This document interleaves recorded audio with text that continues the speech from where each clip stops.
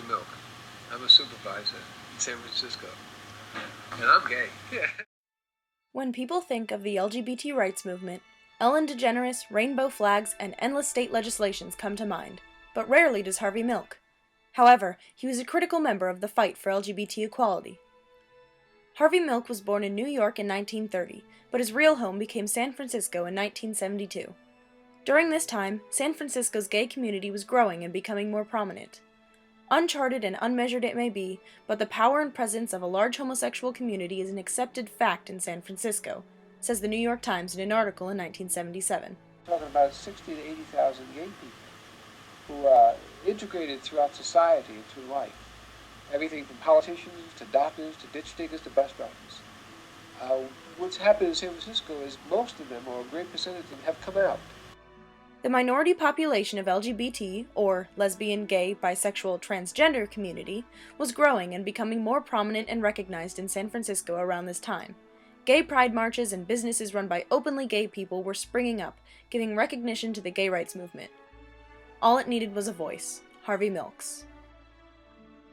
However, in the rest of America, the movement wasn't receiving such positive reactions.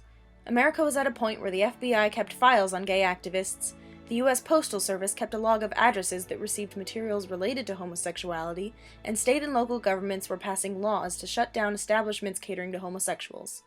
However, the Stonewall riots had just occurred in 1969, which transformed the movement from a small group of activists to a more widespread fight for equal rights. It would take some time before the LGBT movement became as big as it is today. When Harvey Milk first moved to San Francisco, he opened a camera shop in Castro, which was the heart of San Francisco's gay community. It was more than just a camera store. It's kind of like a place for people in the neighborhood to come and find out what's happening or to get help. Although Harvey Milk was only a simple business owner at the time, he quickly became a leader in the community and was often called the mayor of Castro Street. He founded the Castro Village Association, one of the first organizations in America of predominantly LGBT businesses. This not only served as an outlet and recognition for LGBT business owners, it served as a blueprint for other LGBT communities. But finally getting elected to the San Francisco Board of Supervisors in 1977 was when Harvey Milk truly showed his leadership. This was a huge moment for the gay community, because Harvey Milk was one of the first openly gay elected officials. When he was first elected to the board and was sworn in, he said, "As you know, I am gay." There's a state law that says gay people cannot legally be married, but there is no state law or law any place in the universe that says two people cannot love each other. And I'd like to introduce my lover. And the media took note.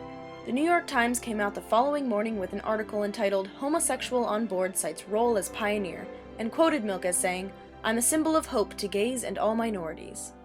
This was huge recognition for an LGBT individual and was very important to the acceptance of and education about the community. He soon proved to be a very effective leader. According to his nephew Stuart Milk, commitment to nonviolence was at his very core. He held rallies and gave speeches, but his most prominent strategy was serving his constituents, which he did by solving everyday problems that everybody encountered, and not just the LGBT community. Sally Gearhart, who worked closely with Milk, said he really did listen to lots of people. He really did believe in diversity. He was more than just a supervisor. His political strategy showed his focus on a variety of issues and that he wasn't just a single-issue politician, which normalized LGBT rights.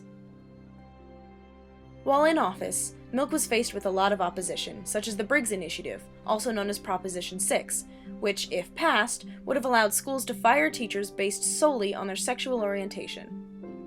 I care about this country, and I care about the family, and I really, sincerely, honestly, and truly believe, the bottom of my heart, that homosexuality is a real threat to the survival of this country. Parents have the ultimate right as to who is going to teach their children. Based on that ultimate right, at one time parents didn't want blacks to teach. At one time they didn't want women to teach. You know, the old Bible says women shouldn't be teachers. Milk traveled the state to campaign against the initiative and even wrote a letter to Jimmy Carter about the need to strike it down. Eventually, he succeeded, providing a level of security and equality in the workplace for LGBT teachers.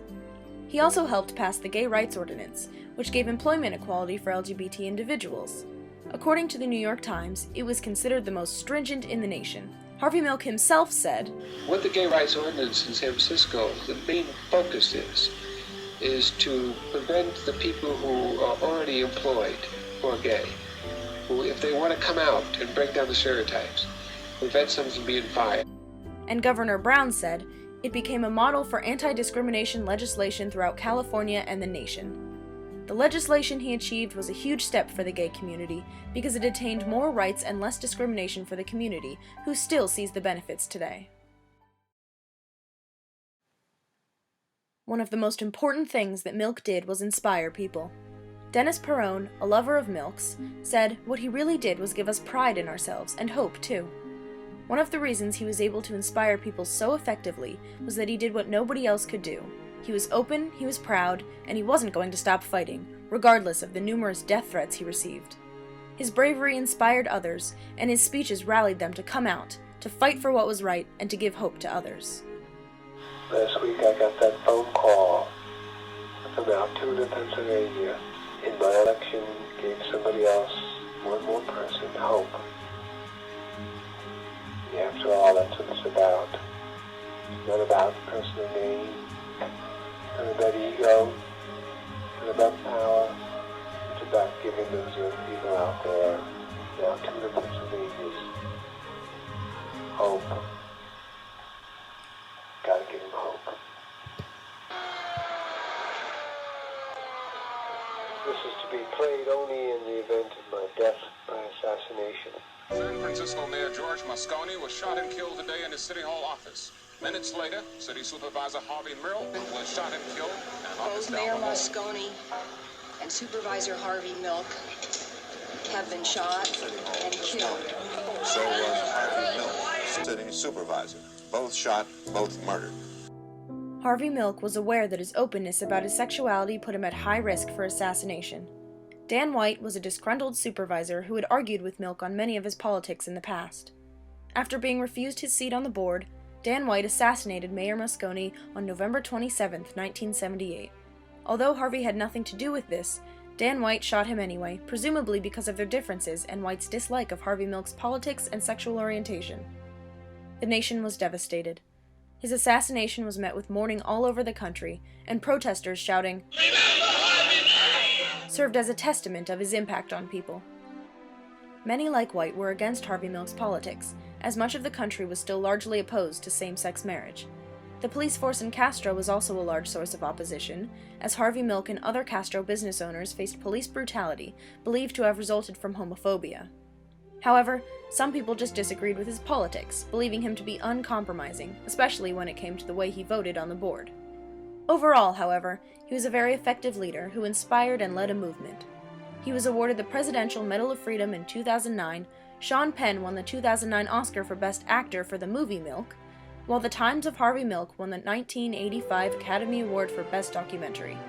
In addition, Governor Arnold Schwarzenegger of California proclaimed May 22nd Harvey Milk Day in California. Overall, Harvey Milk has been widely recognized as an important figure to our nation's history and development. Harvey Milk's legacy still lives on in the form of the legislation he enacted and the countless people he inspired. Today, public figures such as Ellen DeGeneres are able to be open about their sexuality, the National Gay and Lesbian Chamber of Commerce can openly organize LGBT business owners, and millions have openly joined the fight for LGBT rights.